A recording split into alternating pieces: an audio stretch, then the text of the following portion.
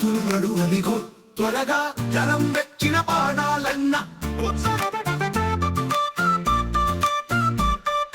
వస్తున్నాడు అదిగో త్వరగా ఆస్తున్నాడు అదిగో మనకే విపడాలన్నా జనం మెచ్చిన దేవుడో మట్టి వాసన చిందించిన నేతోడో ప్రజల గుండెల్లో నిలిచిన తేజస్వో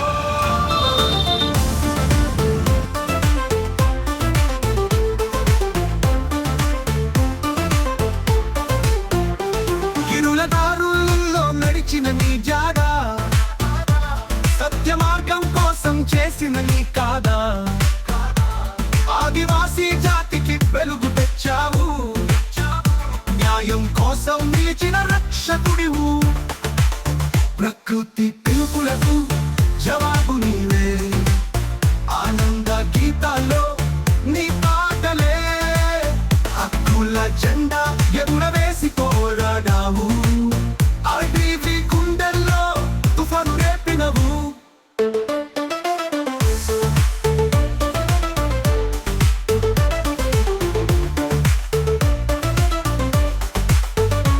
ప్రకృతి పిలుపులకు జవాబు నీవే ఆనంద గీతాల్లో నీ పాటలే హక్కుల జెండా ఎగురవేసి పోరాడావు అడవి గుండెల్లో తుఫాను రేపినవు జనం కోసం ఎల్లప్పుడూ సిద్ధమవు ప్రతి గుండెల్లో నీ ధైర్యం నింపవు మనసుకు తాటం ఆశలకు గమ్యం పడాలన్నా నువ్వు వెలుగు రెప్ప సత్యం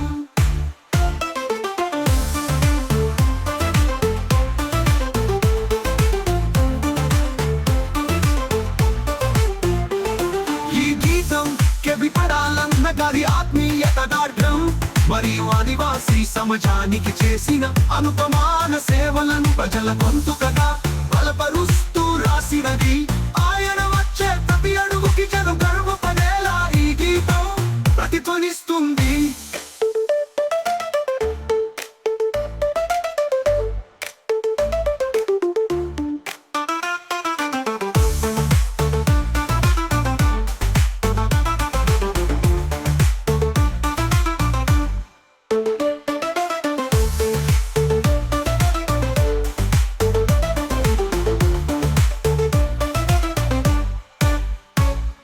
వస్తున్నాడు అదిగో త్వరగా ఆస్తున్నాడు అదిగో మనకే విపడాలన్నా జనం మెచ్చిన దేవుడో మట్టి వాసన చిందించిన నేతోడో ప్రజల గుండెల్లో నిలిచిన తేజస్వో ఈ గీతం కెబిపడాలన్న గారి ఆత్మీయత దాఠం మరియు ఆదివాసీ సమాజానికి చేసిన అనుపమాన సేవలను ప్రజల గొంతుకగా బలపరుస్తూ రాసినది ఆయన వచ్చే ప్రతి అడుగుకి జనం గర్వపడేలా ఈ గీతం ప్రతిధ్వనిస్తుంది ఈ గీతం కెబిపడాలన్న గారి ఆత్మీయత దాఢ్యం మరియు ఆదివాసీ సమాజానికి చేసిన అనుపమాన సేవలను ప్రజల గొంతుకగా బలపరుస్తూ రాసినది ఆయన వచ్చే ప్రతి అడుగుకి జనం గర్వపడేలా ఈ గీతం ప్రతిధ్వనిస్తుంది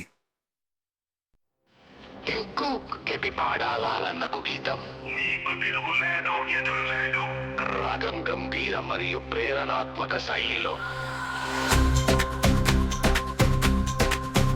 నీకు తిరుగులేదు ఎదురు లేదు పాడాలన్నా నీ నడక మార్గం మా గుండెల్లో జ్వాలాలన్నా ప్రతి అడుగులో ఆశయ దీపం వెలిగించావు ముద్దు బిడ్డవు జాతి గర్వం నువ్వే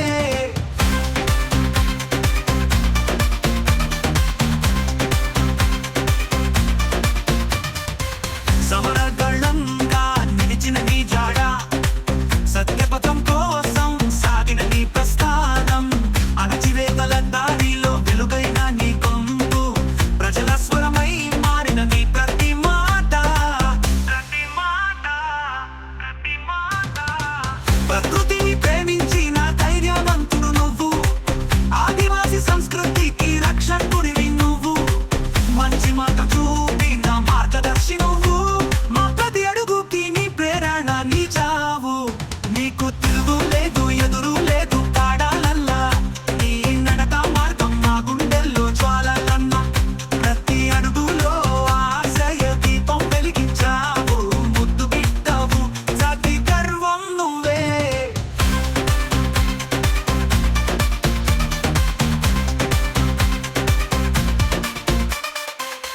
అనర్గళంగా నిలిచిన నీ జాడ సత్యపథం కోసం సాగిన నీ ప్రస్థానం అణచివేతల దారిలో వెలుగైన నీ గొంతు ప్రజల స్వరమై మారిన నీ ప్రతి మాట ప్రకృతిని ప్రేమించిన ధైర్యవంతుడు నువ్వు ఆదివాసీ సంస్కృతికి రక్షకుడివి నువ్వు మంచి మార్గం చూపిన మార్గదర్శి నువ్వు మా ప్రతి అడుగుకి నీ ప్రేరణ నిలిచావు నీకు తిరుగు లేదు ఎదురు లేదు పాడాలల్లా నీ నడక మార్గం నా గుండెల్లో జ్వాలలన్నా ప్రతి అడుగులో ఆశయ దీపం వెలిగించావు ముద్దు బిడ్డవు జాతి గర్వం నువ్వే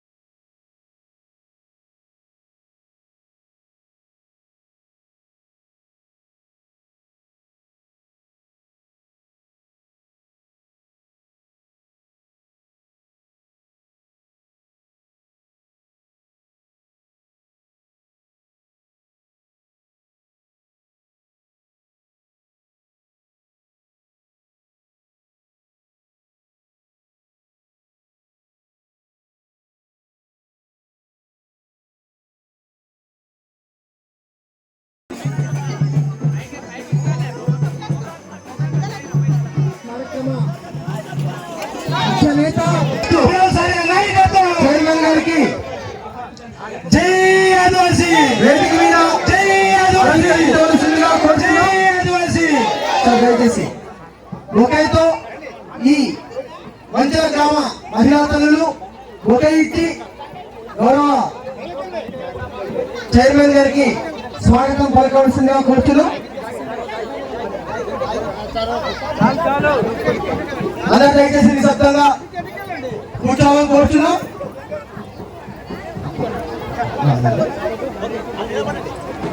అదే.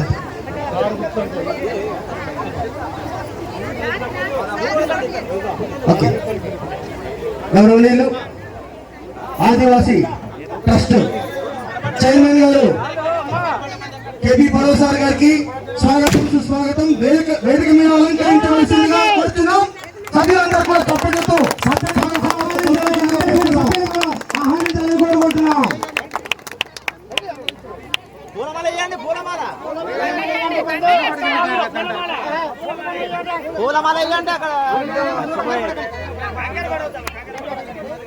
దయచేసి కంగారు పడకుండా అందరూ కూడా ఒక పద్ధతిగా చూడండి. మగవాళ్ళకు మహిళా తల్లులు ఈ మండలం వంచుల పంచాయతీ వంచుల గ్రామంలో రోజు ఇంతటి చక్కటి వాతావరణంలో మనమంతా కూడా నిజంగా ఆదివాసీ స్వచ్ఛంద సేవా సంస్థ ద్వారా ఇంతటి గొప్పటి కార్యక్రమం ఏర్పాటు చేసుకున్నటువంటి సుదీర్ఘ ప్రాంతంలో ఉన్నటువంటి విచ్చేసినటువంటి ప్రతి హారతలకు నా సోదరి మనందరికీ కూడా అలాగే వివిధ బ్రాంచుల నుండి వివిధ మండలాల నుండి వచ్చినటువంటి బ్రాంచ్ ఇన్ఛార్జీలు డుంబైగూడ బ్రాంచ్ ఇన్ఛార్జి గారికి, పాడేరు బ్రాంచ్ ఇన్ఛార్జికి, పెదవేరు బ్రాంచ్ ఇన్ఛార్జికి, జీమడుగుల బ్రాంచ్ ఇన్ఛార్జికి, దారకొండ బ్రాంచ్ ఇన్ఛార్జికి, మిగతా ఒడిషా బ్రాంచ్ ఇన్ఛార్జికి కూడా ప్రతి సోదరి మనందరికీ కూడా ఈరోజు మన వంచుల గ్రామం ప్రజలందరూ మనల్ని నిజంగా ఈ ట్రస్ట్ సభ్యులందరినీ కూడా ఆహ్వానించి ఈ యొక్క చక్కటి కార్యక్రమాన్ని మన ద్వారా జరిపించుకునే దినంగా ఈరోజు మనమంతా కూడా ఇంతటి చక్కటి వాతావరణంలో ఉన్నాము. అందుకబట్టి వంచుల గ్రామస్తుల ద్వారా అలాగే ఆదివాసీ స్వచ్ఛంద సేవా సంస్థల ద్వారా భారతదేశంలో ఉన్నటువంటి ఆదివాసీ బిడ్డల ద్వారా నా ద్వారా మీ అందరికీ కూడా చేతులు జోడించి శిరసు వంచి పాదాభివందనలు తెలియజేస్తున్నాం. మీ అందరికీ కూడా నిజంగా ఒక శుభ సూచకమైనటువంటి దినం ఈ రోజు మనమంతా కూడా. ఎందుకంటే ఆదివాసీ బిడ్డ అంటే మనం తెలుసుకోవాలి, ఆదివాసీ అంటే ఎవరైనా తెలుసుకోవాలి. మనమంతా కూడా ఆదివాసీ అంటే మీరందరూ కూడా తెలిసే విషయం మీకు తెలుసు. ఆదివాసీ అంటే కొండలో నివసించే ఆకుల మధ్య ఒక జాతి మనది. ఆ జాతి ఉన్నటువంటి మనం అందరూ కూడా ఈరోజు ఈ వేదిక మీద కూర్చున్నాం. మనమందరికీ గుర్తుండిపోతుంది. అందరూ కూడా చిన్నపిల్లల నుండి మొదలుకోవడం వంచులకు వచ్చేంత వరకు అంతా కూడా కొండ ప్రాంతాలు అంతా కూడా తెలుసు. ఏ ప్రాంతం పోయినా ఎక్కడ పోయినా కూడా ఆదివాసీ ప్రాంతాలంతా కూడా కొండ ప్రాంతాలు. అందుకబట్టి ఆ రోజు 1819లో బ్రిటిష్ కాలం కన్నా ముందు పోర్చుగీస్ వాళ్ళు డచ్ వాళ్ళు ఆ ప్రాంతం నుండి ఆ రోజు మనకి ఆదివాసీ ప్రాంతాలుగా పెట్టి ఇప్పుడు వచ్చింది కాదు. మనం 1819 నుండి మనం చరిత్ర తెలుసుకోవాలి. ప్రతి వ్యక్తి కూడా ఆదివాసీ బిడ్డ చరిత్ర తెలుసుకుంటే జీవన విధానానికి జీవన స్థితిగతుల్ని మన ఆదివాసీ ఒక సాంప్రదాయాన్ని సంస్కృతిని నేర్చుకునే పరిస్థితి ఉండే పరిస్థితి ఉంటుంది. దాంతో భాగంగా మనం ముందుకు పోయే పరిస్థితి ఉంటుంది. అందుకబట్టి దయచేసి ఆదివాసీ సోదరి సోదరుల మనమంతా కూడా గుర్తుపెట్టుకోవాల్సిన విషయం, చరిత్ర తెలుసుకునే దినంగా మనం చూసుకోవాలి ప్రతి సభ్యుడి కూడా. అందుకబట్టి ఈ ఆదివాసీ అనే వ్యక్తులు మనమంతా కూడా ఇక్కడే కాదు, భారతదేశమే కాదు, యావత్ ప్రపంచ దేశాలు దాదాపు 93 దేశాల్లో ఉన్నటువంటి ఆదివాసులందరూ కూడా కొండల్లో ఉండే వాళ్ళే మనమంతా కూడా. అందుకబట్టి మన భారతదేశంలో చూసుకున్నట్లయితే మన భారతదేశం సుసంపన్న దేశం, మన భారతదేశం గర్వించదగ్గ దేశం, మన భారతదేశం నిర్దిష్ట లక్ష్యమైన దేశం. ఆ దేశంలో మనం పుట్టడం అనేది చాలా గొప్ప గర్వంగా భావించాలి. అంతేకాకుండా భారతదేశమే కాకుండా ఆదివాసీ ప్రాంతాలు ఏదైతే ఉందో మన భారతదేశంలో 18 రాష్ట్రాల ఆదివాసీ ప్రాంతాలు ఉన్నాయి. ఈ 18 రాష్ట్రాల ఆదివాసీ ప్రాంతాల్లో ఉన్న భాగంగా 5th షెడ్యూల్ ఉన్నటువంటి మనమంతా కూడా భారత రాజ్యాంగం ప్రత్యేకమైనటువంటి వెసులుబాటు కల్పించినటువంటి మనం.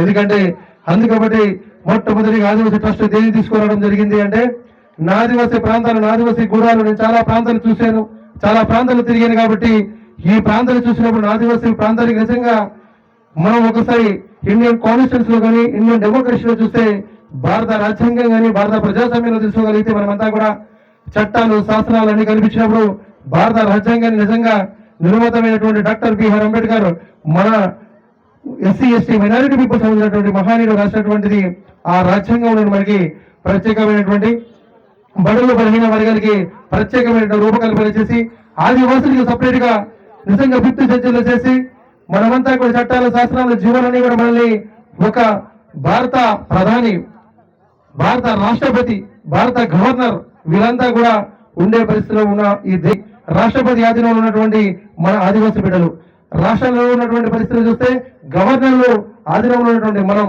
ఇంత భారత రాజ్యాంగంలోనే నిజంగా డాక్టర్ బిఆర్ అంబేద్కర్ గొప్ప రూపకల్పన చేసినటువంటి మన ఆదివాసులకి దేశంలో చూస్తే నిజంగా రాష్ట్రపతి ఆధీనంలో ఉన్నటువంటి మనం, రాష్ట్రంలో చూస్తే గవర్నర్లు ఉన్నటువంటి మనం, ఇంత నిజంగా రాజ్యాంగంలోని చట్టాలు శాసనాలు ప్రత్యేకమైనటువంటి వెసులుబాటు ఆదివాసీ బిడ్డలు కల్పించినప్పుడు కూడా ఇప్పుడు కూడా చూస్తున్నాం మనమంతా కూడా. స్వతంత్రం వచ్చి దాదాపు 78 సంవత్సరాలు కావస్తున్నా కూడా ఎక్కడ వేసిన గొంగలు అక్కడే ఉండే పరిస్థితి చూస్తున్నాం మనమంతా కూడా. అదన్నీ చూసి నిజంగా మనసు నాకే కాదు మనలాంటి ఆదివాసులు అందరికీ కూడా చదువుకున్నా చదువుకోకపోయినా కూడా ఎక్కడ వేసిన గొంగలు అక్కడ ఉండే పరిస్థితి చూస్తే మనమంతా కూడా బాధపడే పరిస్థితి చూస్తున్నాం మనమంతా కూడా. అందుకబట్టి సోదరులారా మనమంతా కూడా ఈ రోజంతా కూడా వెనుకబడిపోవడం కారణం ప్రధానంగా ఏంటంటే రాజ్యాంగం కల్పించిన హక్కుల చట్టాలు ఉన్నప్పటికీ కూడా మనమంతా కూడా నిరక్షరస్తా ఉండే పరిస్థితి భాగంగా వల్ల మనం ముందుకు పోలేని పరిస్థితి. ప్రతి ఆదివాసీ బిడ్డ చదువు లేకపోవడం వల్లనే వెనకపోయే పరిస్థితి ఉంటుంది. కాబట్టి స్వతంత్రం వచ్చి 78 సంవత్సరాలు కావస్తున్నా కూడా ఎక్కడ వేసిన గొంగలు అక్కడే, అభివృద్ధి లేదని కూడా నేను చెప్తాను. ఎందుకంటే ఒకసారి గుర్తు చేసుకుందాం మనమంతా కూడా.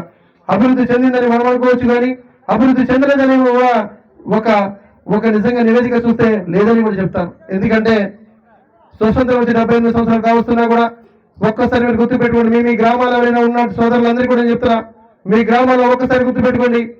ఒక్కసారి మనం నిజంగా స్వతంత్రం వచ్చి 78 సంవత్సరాలు అయితే దాదాపు 100 సంవత్సరాలు దాకా కావస్తున్నా, దాదాపు 20 సంవత్సరాలు అయితే 100 సంవత్సరాలు వచ్చే పరిస్థితి అయినా కూడా ఇలాగే ఉండే పరిస్థితి. అభివృద్ధి లేదని ఎలా చెప్పగలుగుతారంటే ఒక్కసారి చూడండి. చాలా ప్రాంతాలు నిజంగా చూసినప్పుడే కాకుండా కూడా ఎక్కడైనా కూడా మన గ్రామాల్లో చూడండి, ఎక్కడైనా కూడా మండల స్థాయిలో ఉన్నటువంటి మండల అధికారులు ఉన్నారని అడుగుతున్నాను నేను. ఎక్కడైనా కూడా ఒక ఎంఆర్ఓ కానీ, ఒక కలెక్టర్ కానీ, ఒక నిజమైనటువంటి డాక్టర్ కానీ, లేకపోతే ఒక ఇంజనీర్ కానీ మీ గ్రామాల్లో ఉన్నారని అడుగుతున్నాను. ఎక్కడైనా కూడా ఉన్నారా సార్ మీ గ్రామాల్లో? ఉంటే 1 2 ఇలా వెళ్ళి లెక్క పెడతాం మనం అంతా కూడా. అంతే కాదండి. అందుకబట్టి ఒక్కసారి గుర్తుపెట్టుకోండి, మన గ్రామాల్లో నిరక్షరాస్యత ఏ విధంగా ఉండేదో ఒకసారి చూడండి. మీ గ్రామాల్లో ఒకసారి చూస్తే మా అంటే ఒక 10-15 మంది చదువుకునే పరిస్థితి ఉంటుంది. అది కూడా ఫాస్ట్ ట్రాక్ జనరేషన్ మాత్రమే ఉండే పరిస్థితి ఉండేది. అదే ఓల్డ్ ట్రాక్ జనరేషన్ వాళ్ళు చదువు లేని పరిస్థితి ఉండేది. కారణం చాలా రోజుల్లో చదువు లేకపోవడం ప్రధాన కారణం. మనలో ఉన్నటువంటి విషయాలు ఏంటంటే మన గ్రామంలో నిజంగా స్కూల్స్ లేకపోవడం, ఉన్నా కూడా దూరం ఉండే పరిస్థితి ఉండడం, ఉన్నా కూడా దూరం ఉండే పరిస్థితుల్లో రోడ్డు లేకపోయి ఉండడం, లేకపోతే మన తల్లిదండ్రులు చదువుకోలేకపోవడం వల్ల చదువు కోసం ఆ విలువ తెలియకపోవడం వల్ల కూడా చదివించే కార్యక్రమంలో ఉండే పరిస్థితి చూస్తున్నాం మనమంతా కూడా. అందుకబట్టి ఆదివాసీ బిడ్డలు చదువుకు దూరమయ్యే పరిస్థితి చూస్తున్నాం మనమంతా కూడా. అందుకబట్టి అభివృద్ధి పరిస్థితులు ముందు ఉండే పరిస్థితి లేదు.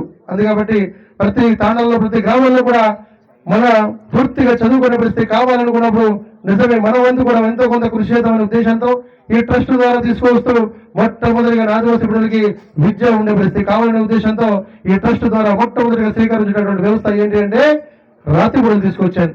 ఆదివాసీ బిడ్డలు రాత్రి బడులు పోయి చదువు రానటువంటి వ్యక్తులు కానీ చిన్నపిల్లలు కానీ ఎవరైనా ఉంటే చదువుకునే పరిస్థితి కావాలనే ఉద్దేశంతో ఈ ట్రస్ట్ ద్వారా మీ అన్ని గ్రామాల్లో కూడా చదువుని ప్రాముఖ్యత ఇస్తూ చదువుకోవాలనే ఉద్దేశంతో ఈ ట్రస్ట్ ద్వారా మొట్టమొదటిగా స్వీకరించేటటువంటి వ్యవస్థ ఏంటంటే రాత్రి బడులు తీసుకొచ్చాను. అందుకబట్టి మీరందరూ కూడా ప్రతి అవతాత అయినా ప్రతి మనం అందరూ కూడా చదువు రానటువంటి వ్యక్తులు ఎవరైనా కూడా మేము ఈ గ్రామంలో ప్రతి గ్రామంలో కూడా రాత్రి బడులు తీసుకొచ్చాం కాబట్టి చదువుకునే పరిస్థితి మనం చేయగలగాల.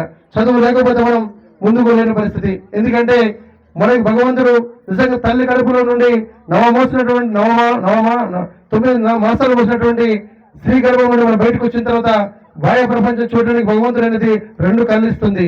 కానీ ఆ 3 నేత్రమే చదువు లేకపోతే మనం ముందుకు లేని పరిస్థితి. అందుకబట్టి ప్రతి బిడ్డ కూడా నేను చెప్పే విషయం చదువు అనేది అది చాలా ప్రాముఖ్యత విషయం.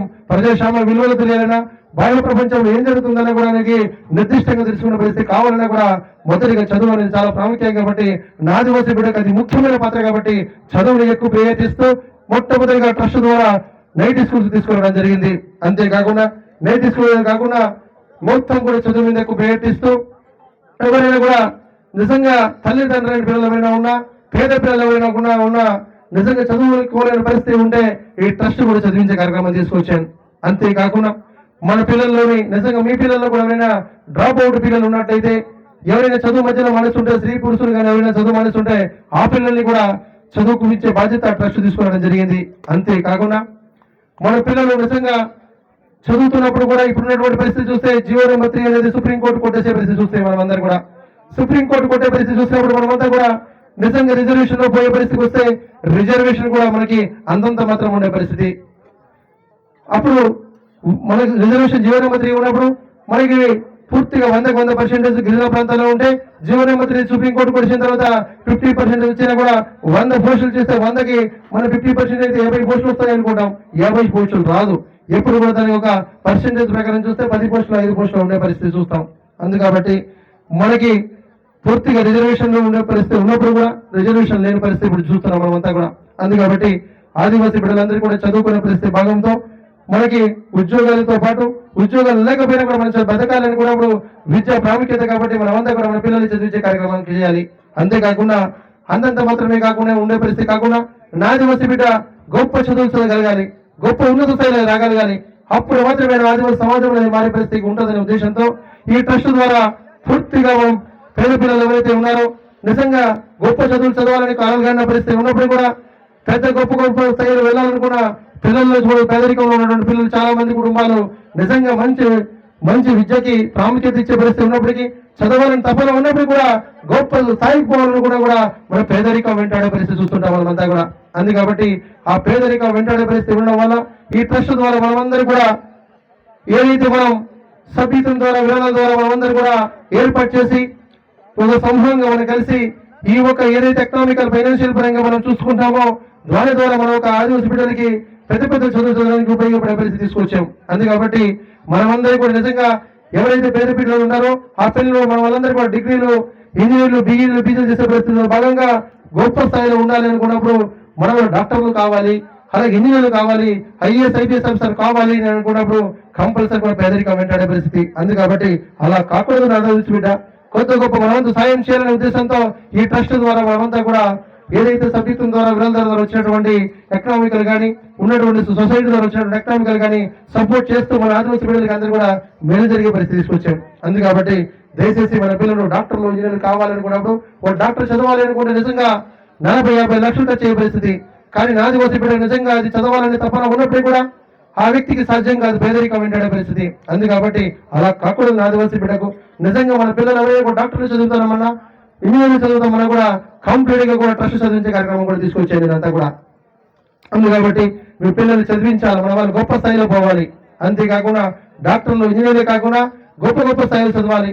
భారతదేశంలో మనం అనుకుంటున్నాం మనమందరూ కూడా భారతదేశాన్ని పాలిస్తున్నటువంటి ప్రధానమంత్రి లేదా రాష్ట్రం పాలిస్తున్నటువంటి ముఖ్యమంత్రి అనుకుంటాం. కానీ నిజంగా పాలిస్తున్నది ఎవరు అంటే విద్యావంతులకు మాత్రమే సాధ్యమయ్యే పరిస్థితి.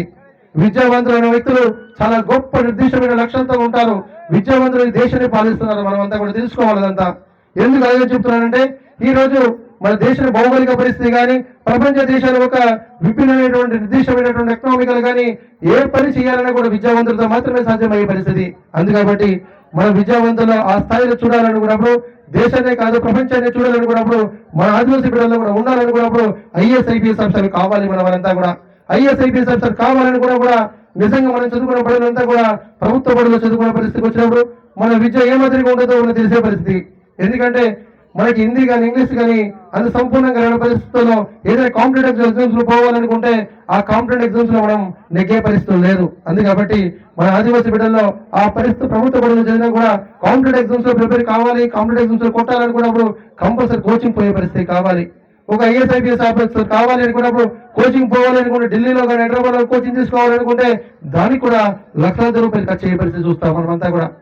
మనలాంటి పేద పెట్టాలనుకున్నప్పుడు ఈ ట్రస్ట్ ద్వారా మీ అందరికీ కూడా హైదరాబాద్ అయినా ఢిల్లీలో కోచింగ్ పోవాలని కూడా ఈ ట్రస్ట్ అనేది పూర్తిగా అండగా ఉంటుందని సభాముఖంగా మీ అందరికీ తెలియజేస్తున్నాను. మీ అందరికీ కూడా కాబట్టి మనం ఒక నిర్దిష్టమైన లక్ష్యం ఏ మాదిరిగా చూస్తున్నానంటే నిజంగా విద్యా వారికి మాత్రమే సాధ్యమయ్యే పరిస్థితి. అభివృద్ధి కావాలన్నా మన ఒక ఆదివాసీ సమాజం మారాలన్నా భావి తరాల ఆదివాసీ ప్రజలు కూడా సంపూర్ణమైన నిర్దిష్ట లక్ష్యంతో దేశాన్ని పాల్పరించాలన్నా కూడా విద్యలో ప్రాముఖ్యత. విద్య లేకపోతే మనం ముందుకు పోలేని పరిస్థితి. అందుకబట్టి నా ఆదివాసీ బిడ్డలు కనీసం ఒక 100 మంది ఐఏఎస్ ఐపీఎస్ ఆఫీసర్లు ఉంటే పూర్తిగా మనం కూడా సగర్వంగా చెప్పుకునే పరిస్థితి ఉంటుంది. అలాగే మన చట్టాలని శాసనాల్ని మన జీవనాన్ని మన రాజ్యాంగాన్ని మనకి ఇచ్చేటువంటి కల్పించేటువంటి హక్కుల్ని కూడా ఈ విద్యావంతులు ఉంటే కంపల్సరీ కూడా కాపాడవలసిన బాధ్యత వీళ్ళు ఉంటుంది. రాజకీయాలకు మనం మాదిరిపోతే ఒక ప్రధానమంత్రి రాష్ట్రపతి మన ఆదివాసీ బిడ్డ ఉన్నప్పుడు కూడా ఆ 5 సంవత్సరాలు మాత్రమే ఉండే పరిస్థితి ఉంటుంది. అలా కాకుండా అదే ఒక విద్యావంతులుగా నిజంగా పెద్ద స్థాయిలో ఐఏఎస్ ఐపీఎస్ ఆఫీసర్లు ఉండగలిగితే కంప్లీట్ గా మనకి మన చట్టాలని శాస్త్రాలను కూడా కాపాడవలసిన బాధ్యత మన ఆదివాసీ బిడ్డలకి ఉన్నటువంటి ఉన్నత స్థితిలో ఉన్నటువంటి వ్యక్తికి కలిగే పరిస్థితి ఉంటుంది. అందుకబట్టి దయచేసి మీ బిడ్డలు ఎవరైనా కూడా డిగ్రీ పాస్ అయ్యి ఆ పిల్లలు పెద్ద చదువు చదవాలనుకున్న పరిస్థితి తల్లిదండ్రులకు నిజంగా స్తోమత లేకపోతే ప్రశ్నలు సంప్రదించమని కూడా మీ అందరికీ కూడా వేడుకుంటున్నాం. మీ అందరికీ కూడా ఎందుకంటే చదువు చాలా విలువైనది. చదువు లేకపోతే మనం ఏమీ చేయలేము. మనమంతా కూడా చదువుకి మనం ప్రయత్నిస్తున్నాం. కాబట్టి మీ పిల్లలు ఎవరైనా కూడా తల్లిదండ్రుల పిల్లలు ఎవరైనా కూడా చదివించాలి. అలాగే నిజంగా మీలో పిల్లలు డ్రాప్ అవుట్ స్కూల్లో చదువు మానేసిన పిల్లలు ఉన్నా కూడా వారికి చదివిద్దాం మనమంతా కూడా. అందుకబట్టి దయచేసి సోదరి సోదరులారా మీ గ్రామాల్లో ఉన్నటువంటి పరిస్థితుల్లో ఏదైతే ఇక్కడ వచ్చారో మీరంతా కూడా ట్రస్ట్ చెప్పిన ప్రతి విషయం కూడా మీ గ్రామానికి చెప్పండి. పిల్లల్ని చదివిస్తారని ట్రస్ట్ కూడా పేద బిడ్డలు ఉండే చదివిస్తారని కూడా దయచేసి మీరంతా కూడా చెప్పవలసిందిగా నేనంతా కూడా మనవి చేస్తున్నాను. అంతేకాకుండా ఈ చదువుతో భాగంగా మనమంతా కూడా చదువు చాలా విలువైన విషయం. ఎందుకంటే ఎవరైనా కూడా ఈరోజు నిజంగా మనమంతా కూడా చదువు లేకపోతే ఈ రోజు నేనైనా మీరైనా కూడా ముందు స్థాయిలో పోయిన పరిస్థితి. ఎందుకంటే ఈ ట్రస్ట్ అనేది దాదాపు సుదీర్ఘంగా మీకు చెప్పే పరిస్థితి కావాలి. కాబట్టి ట్రస్ట్ అంటే ఏంటి, ట్రస్ట్ విధానాలు ఏంటి, ట్రస్ట్ జీవన విధానం మదిరిగిపోతుంది, దీని మనగడ ఏమదిరిగిపోతుంది అనేది మీ అందరికీ తెలిసే పరిస్థితి కావాలి.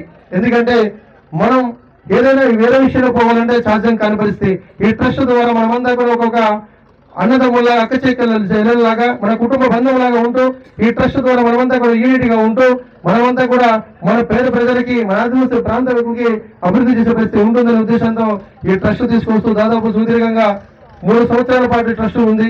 ఈ ట్రస్ట్ తో పాటు దాదాపు మన చింతపల్లి మండలం హెడ్ క్వార్టర్ ఏర్పాటు చేస్తూ ఈ చింతపల్లి మండలం హెడ్ క్వార్టర్ ఏర్పాటు చేస్తూ అంతర్గ్రామంలో పెడుతూ దాదాపు మన 10 ఏర్పాటు చేసి తీసుకొచ్చారు. ఈ 10 మండలం బ్రాంచ్ ఏర్పాటు చేసే కాకుండా మన రాష్ట్రమే కాకుండా ఒడిశా రాష్ట్రంలో కూడా బ్రాంచ్ ఏర్పాటు చేసుకొచ్చాను. ఒడిశా రాష్ట్రమే కాకుండా తెలంగాణ రాష్ట్రంలో కూడా ఆదిలాబాద్ జిల్లాలో కూడా బ్రాంచ్ ఏర్పాటు చేసే పని తీసుకొచ్చాను. ఇది దాదాపు ఈ కాలంలో పాటు 2,20,000 మంది సభ్యత్వంలో కలిగినటువంటి వ్యక్తులు దీనిలో ఉన్నారు. ట్రస్ట్ ద్వారా మేలు జరిగే పరిస్థితి రాబోయే రోజులు తీసుకునే పరిస్థితి చేద్దాం. మనమందరూ కూడా తీసుకొద్దామా? మనమందరూ కూడా అందరు కూడా తీసుకురావాలి మనమంతా కూడా. ఎందుకంటే మనలో మార్పు చెందాలి అనుకున్నప్పుడు కంప్లీట్ గా మనమందరూ కూడా ఇలాంటి వ్యవస్థలు ఉన్నప్పుడు మాత్రమే సాధ్యమయ్యే పరిస్థితి. కులానికి మతానికి వర్గానికి భేదం లేకుండా అన్ని కులాలు అన్ని మతాలను సమానత్వంగా చూపించే ఏకైక వ్యవస్థ ఏదంటే అది స్వచ్ఛంద సేవా సంస్థ మాత్రమే నేను చెప్పగలుగుతాను. ఎందుకంటే ఒక్కసారి మీరు గుర్తుపెట్టుకోండి, ఇలాంటి మీటింగ్లు చేసుకున్నా ఏది చేసుకున్నా కూడా ఒక రాజకీయ మీటింగ్ పోతే ఒక పార్టీ కోసమే మాట్లాడతారు. అలాగే ఏదైనా మీ వర్గం మీటింగ్ లో కులాల మీటింగ్ లో కానీ వర్గ మీటింగ్ లో పోతే వాళ్ళ కోసమే మాట్లాడతారు. ఏదైనా మతం మీటింగ్ లో పోతే ఏ మతం అయితే ఆ మతం కోసమే మాట్లాడతారు. కానీ ఇక్కడ కులాలకి మతాలకి వర్గం భేదం లేకుండా రాజకీయాలు కలితంగా పనిచేసేస్తే ఏకైక వ్యవస్థ ఆదివాసీ ట్రస్ట్ అని మాత్రమే మీ అందరికీ కూడా చెప్పగలుగుతాను. ఎందుకంటే అందరూ కూడా సమానత్వం చూపిస్తే ఏకైక వ్యవస్థగా నేను చెప్పగలుగుతాను. అందుకబట్టి మనమందరూ కూడా గుర్తుపెట్టుకోవాల్సిన విషయం, ఈ ట్రస్ట్ ద్వారా మనమందరూ కూడా ఆనందంగా ఉండే పరిస్థితి కావాలి. మనమంతా కూడా సంతోషంగా ఉండాలి. ఎందుకు సంతోషంగా ఉండాలి, ఎందుకు ఆనందంగా ఉండాలంటే మానవ జన్మ అనేది కొన్ని రోజులు మాత్రమే బతికే పరిస్థితి. ఎందుకంటే ఈ భూ ప్రపంచంలో నిజంగా కోటాది జీవులు ఉంటే ఈ కోటాది జీవరాశుల్లో తెలివైన జీవి ఏది అంటే మనిషి మాత్రమే. ఆ మనిషి మాత్రమే అయినప్పుడు మనం కంప్లీట్ గా మనం ఆలోచించగలిగేవాళ్ళం. ఎందుకంటే ఈ కోటాది జీవరాశులు ఉన్నప్పుడు మనిషి మాత్రమే తెలివైన జీవిగా భగవంతుడు జన్మనిచ్చినప్పుడు ఆ భగవంతుడు జన్మనిచ్చిన తర్వాత మనం ఏం చేయాలని ఒక్కసారి రాత్రి కూడా కూర్చు పడుకొని ఆలోచించగలగాలి. మనం అంతా కూడా ఆ మానవ జన్మలో కష్టాలు సుఖాలు సర్వసాధారణ మనిషికి జీవితంలో కష్టాలు సుఖాలు రాకుండా ఏ జీవి కూడా ఉండదు. అలాంటి మానవ జన్మ మంచి జన్మ ఇచ్చినప్పుడు కూడా మానవ జన్మలో కష్టాలు సుఖాలు ఉంటాయి. ఎవరికి భయపడాల్సిన అవసరం లేదు. మనం ఫస్ట్ తప్పు చేయకూడదు, తప్పు చేయకపోతే ఎవరికి భయపడాల్సిన అవసరం కూడా లేదు మనమంతా కూడా. అందుకబట్టి అన్నికన్నీ మనిషికి ఉండాల్సింది ధైర్యంగా ఉండాలి. దాంతో పాటు నాదివలసి బిడ్డకి చైతన్యవంతుడిగా మారాలి, గొంతెత్తి మాట్లాడే పరిస్థితి కావాలి. ఎవరికి కూడా రెండు చేతులు కట్టుకొని నిలబడి ఉండాల్సిన అవసరం కూడా మనం లేదు. ఎందుకంటే భారతదేశంలో ప్రత్యేకమైన వెసులుబాటు కల్పించినటువంటి ప్రత్యేకమైనటువంటి హక్కులు కల్పించినటువంటి రాష్ట్రపతి ఉన్నటువంటి మనం భయపడాల్సిన అవసరం లేదు. అందుకబట్టి ప్రతి సభ్యుడు కూడా భారత రాజ్యాంగం కోసం కంప్లీట్ గా తెలిసే పరిస్థితి కావాలి. అందుకబట్టి నాదివాసి బిడ్డ చైతన్యవంతుడిగా మారాలి, గొంతెత్తి మాట్లాడే పరిస్థితి కావాలని ఈ ట్రస్ట్ ద్వారా భారత రాజ్యాంగం కల్పించిన హక్కులు చట్టాలు ప్రతి బిడ్డకు కూడా తెలిసే పరిస్థితి కావాలి. మనమంతా కూడా ఎవరికి తక్కువ కాదు. మనం ఎస్సీ ఎస్టీ మైనారిటీ పీపుల్స్ అంతా ఎవరికి తక్కువ, మనమంతా కూడా ఎవరికి తక్కువ కాదు. అగ్రకులాలైనా నిమ్న జాతులైనా భగవంతుడు ఇచ్చింది మానవ జన్మ అందరికి ఒకటే. అదే రెండు చేతులు, అదే రెండు కాళ్ళు, అదే రెండు ముక్కు నోరు అన్ని ఇచ్చే పరిస్థితి చేసింది. అలాంటివి ఎవరు తక్కువ కాదు. మనం తక్కువ ఇవ్వడం ప్రధాన కారణం ఏంటంటే మనం తెలుసుకోలేకపోవడమే మనం తక్కువ అయిపోయే పరిస్థితి. అందుకబట్టి నాదివాసి బిడ్డ అలా కాకూడదు. పూర్తిగా ఆదివాసి ట్రస్ట్ ద్వారా ప్రతి గ్రామానికి మనం పంపించే కార్యక్రమం చేస్తున్నాము. నెక్స్ట్ నుండి కూడా అవేర్నెస్ కార్యక్రమాలు ఏర్పాటు చేస్తున్నాము. ప్రతి మండలంలోని ప్రతి ప్రాంతంలోని ఆదివాసి తాండాలు, మారుమూల తాండాలు ఎక్కడైతే ఉందో ఆ మారుమూల తాండాలన్నీ కూడా పోయి ఆదివాసి ట్రస్ట్ ద్వారా వాళ్ళకి ఏ కార్యక్రమాలు చేయాలి, ఏ పనులు చేస్తే బాగుంటది, వాళ్ళ అభివృద్ధి ఏ మాదిరిగా పోతారు అనేది పూర్తిగా ట్రస్ట్ ద్వారా చేసే కార్యక్రమం చేస్తున్నాను. అందుకబట్టి దయచేసి ఈ చేసే భాగంలో మనకి రకరకాలు కూడా మనకి వచ్చే పరిస్థితి ఉంటుంది. అదన్నీ కూడా మీరు ఎవ్వరు కూడా భయపడకూడదు. అన్నికన్నా మీరు ధైర్యంగా ఉండాలి. మానవ జన్మ అనేది చాలా విలువైనది. ఆ మానవ జన్మ ఎప్పుడైతే మనం భగవంతుడు జన్మించిన తర్వాత తన కోసం, తన స్వార్థం కోసం, తన లబ్ధి కోసం, తన కోసం మాత్రం ఎప్పుడైతే బతుకుతామో మనిషికి భగవంతుడు నిజంగా ఆ భూదేవతకు కూడా బాధంగానే భావిస్తాయి. అందుకబట్టి దయచేసి ఈ ట్రస్ట్కి వచ్చిన ప్రతి సభ్యుడికి చెప్పే విషయం ధైర్యంగా ఉండాలి. మనమంతా కూడా ధైర్యంగా ఉండాలి. అలాగే మనమంతా కూడా కలిసిమెలిసి ఉండాలి.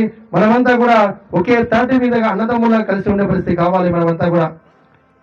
అందుకబట్టి ఈ ట్రస్ట్ అనేది దాదాపు 2,20,000 మంది ఏర్పాటు చేస్తూ అన్ని రాష్ట్రాలకి ఏర్పాటు చేసే పరిస్థితి ఇస్తూ ఈ రాష్ట్రమే కాకుండా దేశంలో ఉండే పరిస్థితి చేద్దాం. మనం రాబోయే రోజులంతా కూడా చేయాలంటే ఆయన ఒక్కరితో సాధ్యం కాదు.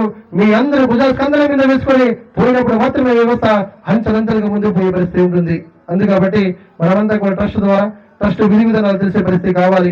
ట్రస్ట్ మొదటిగా ఆదివాసి చైతన్యవంతులు కావాలనుకుంటే కంప్లీట్ గా చదువు ఉండే పరిస్థితి ఉద్దేశంతో చదువే ప్రాముఖ్యత. కాబట్టి చదువు మీద అన్ని రంగాల్లో కూడా ప్రయత్నించాం. మన బిడ్డలు ఎవరైనా కూడా నిజంగా మీరు ఎకనామికల్ గా ఆర్థికంగా ఇబ్బంది పడుతున్న పేదరికంలో ఉన్న పిల్లలు ఎవరైనా ఉన్నా కూడా ట్రస్ట్ కు రండి, మేము హెల్ప్ చేస్తామని కూడా మీ అందరికీ కూడా కోరుతున్నాను. ఇదంతా కూడా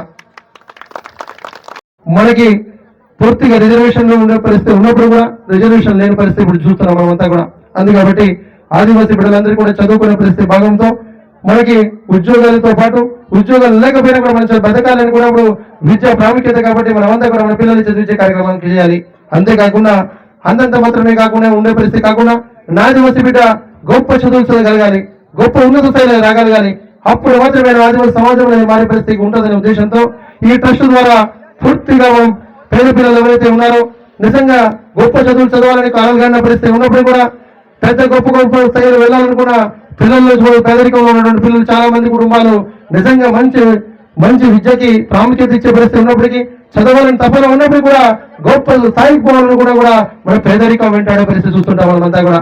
అందుకబట్టి ఆ పేదరికం వెంటాడే పరిస్థితి ఉండడం వల్ల ఈ ట్రస్ట్ ద్వారా మనమందరూ కూడా ఏదైతే మనం సభ్యత్వం ద్వారా విధానాల ద్వారా మనమందరూ కూడా ఏర్పాటు చేసి ఒక సమూహంగా మనం కలిసి ఈ ఏదైతే ఎకనామికల్ ఫైనాన్షియల్ పరంగా మనం చూసుకుంటామో దాని ద్వారా మనం ఒక ఆదివాసీ బిడ్డలకి పెద్ద పెద్ద చదువు చదవడానికి ఉపయోగపడే పరిస్థితి తీసుకొచ్చాం. అందుకబట్టి మనమందరం కూడా నిజంగా ఎవరైతే పేద బిడ్డలు ఉన్నారో ఆ పిల్లలు మన వాళ్ళందరూ కూడా డిగ్రీలు, ఇంజనీర్లు, బీజీలు చేసే పరిస్థితుల్లో భాగంగా గొప్ప స్థాయిలో ఉండాలి అనుకున్నప్పుడు మనం డాక్టర్లు కావాలి, అలాగే ఇంజనీర్లు కావాలి, ఐఏఎస్ ఐపీఎస్ ఆఫీసర్ కావాలి అని అనుకున్నప్పుడు కంపల్సరీ కూడా పేదరికం వెంటాడే పరిస్థితి. అందుకబట్టి అలా కాకూడదు నడవచ్చు బిడ్డ.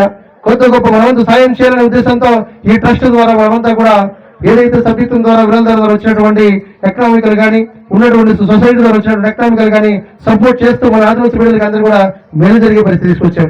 అందుకబట్టి దయచేసి మన పిల్లలు డాక్టర్లు, ఇంజనీర్లు కావాలనుకున్నప్పుడు ఒక డాక్టర్ చదవాలి అనుకుంటే నిజంగా 40-50 లక్షలు ఖర్చు అయ్యే పరిస్థితి. కానీ నా ఆదివాసీ బిడ్డ నిజంగా అది చదవాలని తపన ఉన్నప్పుడే కూడా ఆ వ్యక్తికి సాధ్యం కాదు, పేదరికం వెంటాడే పరిస్థితి. అందుకబట్టి అలా కాకూడదు. నా ఆదివాసీ బిడ్డకు నిజంగా మన పిల్లలు ఎవరైనా డాక్టర్లు చదువుతామన్నా, ఇంజనీరింగ్ చదువుతామన్నా కూడా కంప్లీట్ గా కూడా ట్రస్ట్ చదివించే కార్యక్రమం కూడా తీసుకొచ్చేది అంతా కూడా. అందుకబట్టి మీ పిల్లల్ని చదివించాలి, మన వాళ్ళు గొప్ప స్థాయిలో పోవాలి. అంతేకాకుండా డాక్టర్లు, ఇంజనీర్లు కాకుండా గొప్ప గొప్ప స్థాయిలో చదవాలి. భారతదేశంలో మనం అనుకుంటుంటాం, మనం అందరూ కూడా భారతదేశాన్ని పాలిస్తున్నటువంటి ప్రధానమంత్రి లేదా రాష్ట్రం పాలిస్తున్నటువంటి ముఖ్యమంత్రి అనుకుంటాం. కానీ నిజంగా పాలిస్తున్నది ఎవరు అంటే విద్యావంతులకు మాత్రమే సాధ్యమయ్యే పరిస్థితి. విద్యావంతులైన వ్యక్తులు చాలా గొప్ప నిర్దిష్టమైన లక్ష్యంతో ఉంటారు.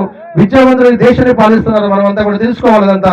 ఎందుకు అలాగే చెప్తున్నానంటే ఈ రోజు మన దేశ భౌగోళిక పరిస్థితి కానీ, ప్రపంచ దేశాలు ఒక విభిన్నమైనటువంటి నిర్దిష్టమైనటువంటి ఎకనామికల్ కానీ ఏ పని చేయాలన్నా కూడా విద్యావంతులతో మాత్రమే సాధ్యమయ్యే పరిస్థితి.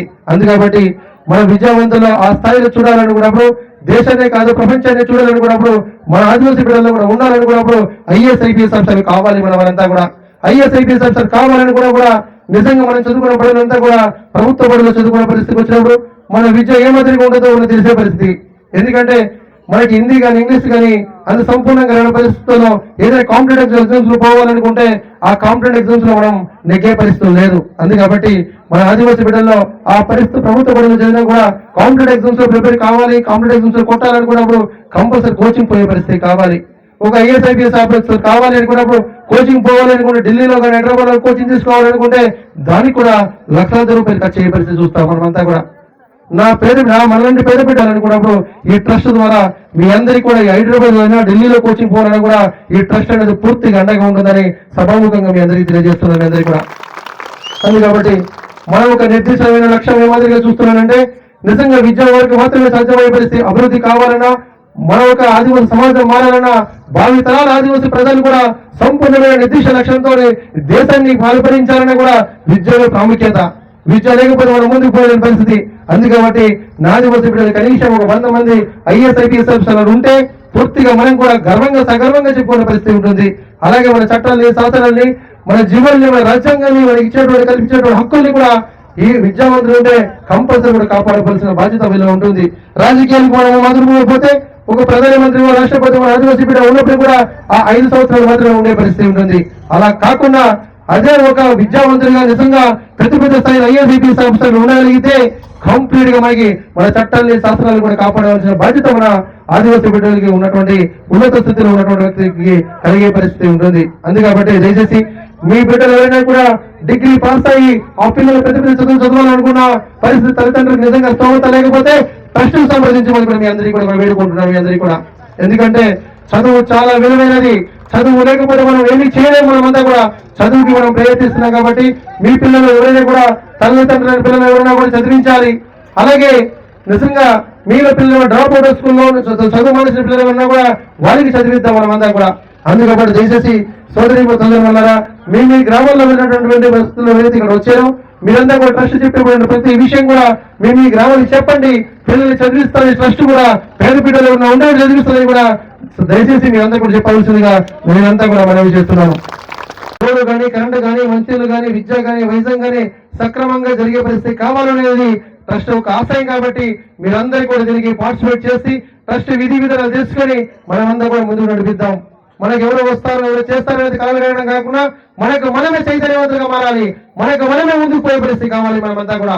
అందుకబట్టి ఈ కార్యక్రమాలు చేసే భాగంగా చాలా మంది దుష్ట శక్తులను మనకు ఎదుర్కొనే పరిస్థితి చేస్తాం మనమంతా కూడా. ఇది సర్వసాధారణ మనిషికి ఈ వ్యవస్థ ఎదుగుతున్నప్పుడు కానీ, మనసు ఎదుగుతున్నప్పుడు కానీ, మీరు మంచిని కోరుకున్నప్పుడు కానీ ఇదంతా కూడా సర్వసాధారణంగా దుష్ట శక్తులను ముందుకు పోయే పరిస్థితి ఉంటుంది. అది మనం ఈ రోజే కాదు, రేపటికి కాదు, భావి తరాలకే కాదు, ఎప్పుడు కూడా ఉండే పరిస్థితి. దానికి అంతా కూడా మనం భయపడాల్సిన అవసరం లేదు.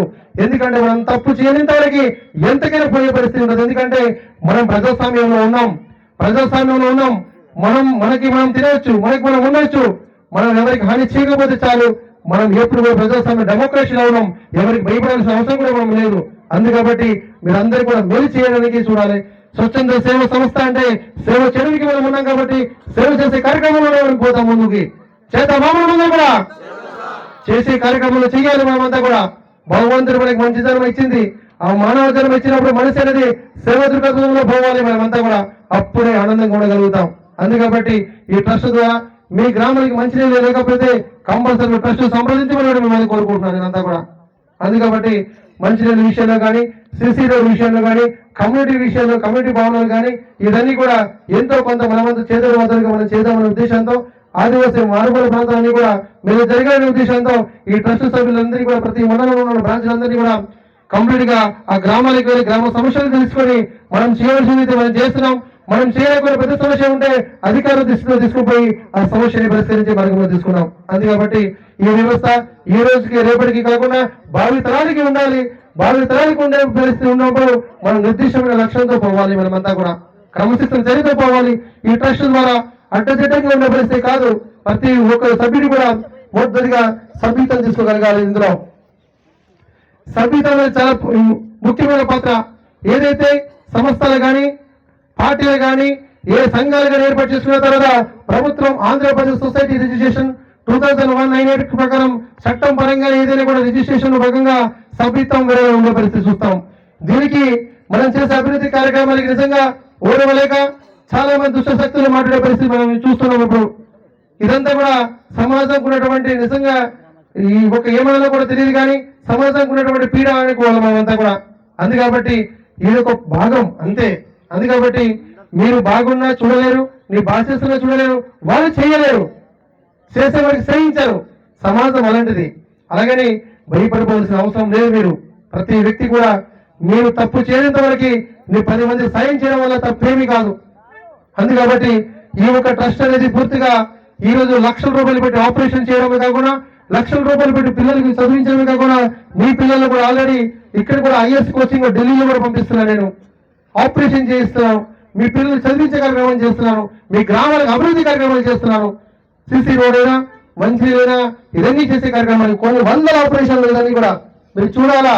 పెద్ద పెద్ద ఆపరేషన్లు విశాఖపట్నంలో పెద్ద హాస్పిటల్స్ ఏముంది, అపోలో హాస్పిటల్, ఎన్ఆర్ఐ హాస్పిటల్, సెర్వియస్ హాస్పిటల్. అలా హాస్పిటల్కి పోవాలి మన పేద ప్రజలు అంటే సాధ్యం మామూలు కది, సాధ్యం కాదు. అందుకబట్టి ట్రస్ట్ ద్వారా మనమందరూ కూడా ఏర్పాటు చేసుకున్నటువంటి వ్యవస్థ ద్వారా ఈ యొక్క ఆపరేషన్స్ ఎనీ ఆపరేషన్ ఏ ఆపరేషన్ కావాలన్నా కూడా పూర్తిగా ఉచిత వైద్యం చేసే పరిస్థితి ట్రస్ట్ ద్వారా జరుగుతుంది. ఆశిస్తున్న ప్రజలందరూ కూడా మీరు చెప్పాలని కోరుతున్నాను. నేనంతా కూడా చెప్తారా? మీరంతా కూడా చెప్పాలా? ప్రతి సమస్య కూడా మీకు ఏ సమస్య ఉన్నా కూడా ట్రస్ట్ సంప్రదించండి. మేము చేయాల్సిందైతే కంప్లీట్ గా 100% చేస్తాం.